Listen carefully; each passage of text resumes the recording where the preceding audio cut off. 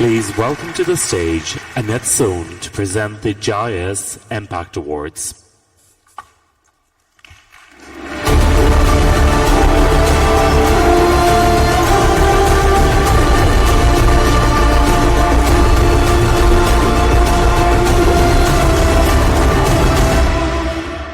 I'm Annette Sohn from AMFAR's Treat Asia program, and together with Professor Kenneth Mayer, we are the editors-in-chief of the Journal of the International AIDS Society.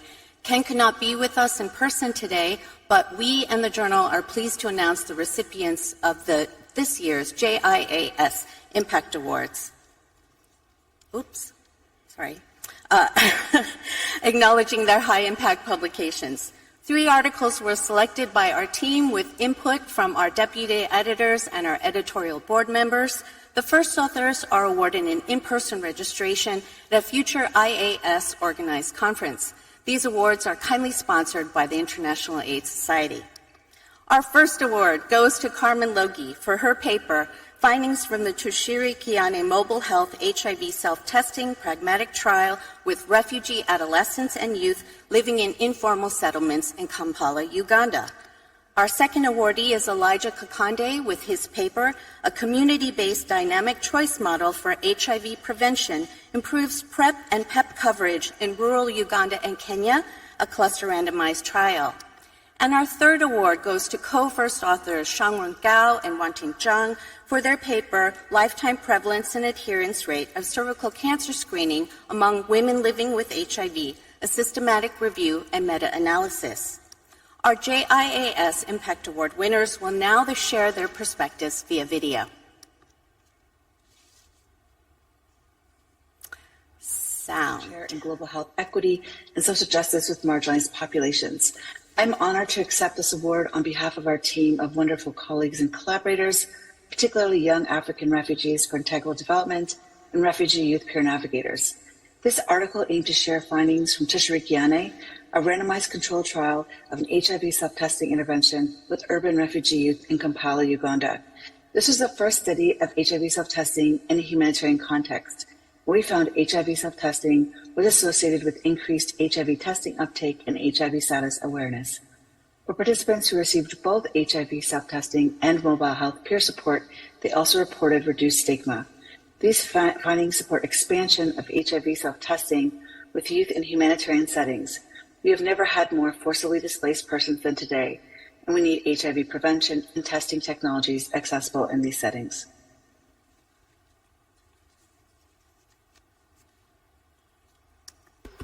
My name is Elijah Kakande, and on behalf of the Search Collaboration, I would like to thank the JIAS for selecting our paper for the Impact Award. In a community randomized trial, we evaluated the effect of the Search Dynamic Choice HIV Prevention Intervention on use of biomedical prevention among persons at risk of HIV in rural East Africa. In the intervention, we provided clients with structured choices between biomedical prevention products, particularly oral PrEP or PEP, service location choice within clinic or out of clinic, and HIV testing options, including self-test or rapid test, as well as the ability to switch over time, delivered by community health workers with clinician support. We found that the intervention increased biomedical HIV prevention coverage by 27.5% overall. Our results highlight potential of person-centered choice-based models in increasing biomedical prevention coverage and the feasibility of community-based HIV prevention via community health workers. Thank you. Hello, I'm Gao Xiangrong, a PhD student at Zhejiang University.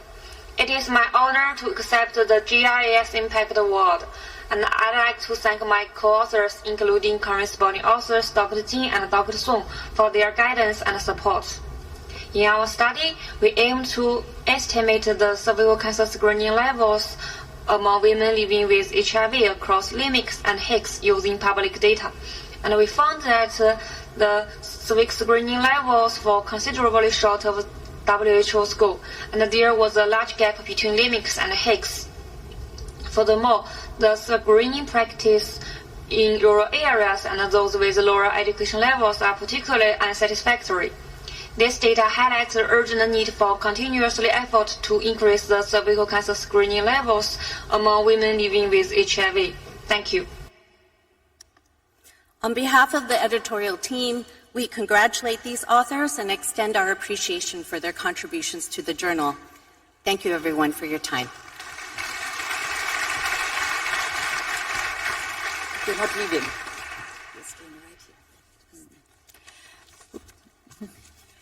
I'm Birgit Poniatowski, the Executive Director of the IAS.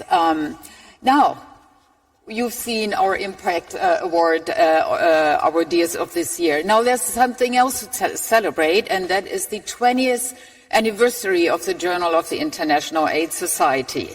So this is 20 years of open access publishing of the science that really supports us all going forward.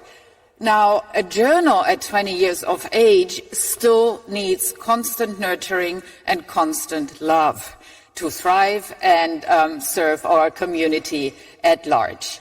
And this nurturing, this love, we have to thank our editors-in-chief for, who we really want to recognize here today. They're spending a lot of time, they're dedicating a lot of love to the journal, and without that, it would not be possible to continue publishing.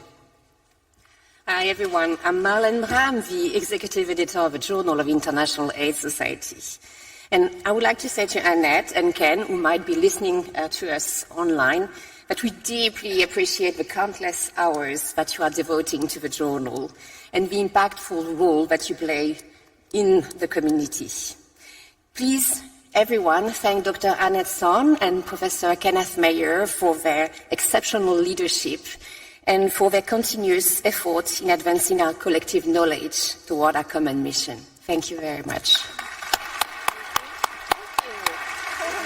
I know, we were scheming.